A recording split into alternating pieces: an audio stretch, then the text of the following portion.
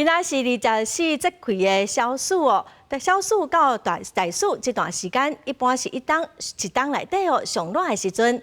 伫屏东的春日下晡2点哦，嘛已经出现39度7今年的上高温咯。另外，伫台南的嘉南大圳哦，可能是天气上过热咯，出现真侪死鱼啊。 环保局人员赶紧把死鱼扶起来，并且采集水质来检测，因为台南市嘉南大圳出现上千只鱼死了。初步调查显示，水质正常，不过可能是这几天上热，水中氧气浓度不足，才会这侪鱼死去。研判呢，是因为连日来的高温导致容氧偏低。那现场出现大量的鱼尸部分已经立即通报第6河川分署及本局相关的人力进行现场的打捞。 天气热，毋但鱼冰雹死去，民众的热甲挡袂牢。中华关定古迹保存室为着维护香客热潮，也调工出动高级工业用的大电风，伫庙内四界车。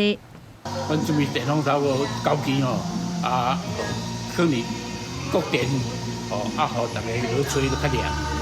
气象署讲，初6是24节气内底小暑，代表天气要开始变热，并且对17县市发布高温的警告。屏东春日伫下晡2点时，更加出现39.7度上高温，高雄桥头要38度，屏东内埔是37.8度。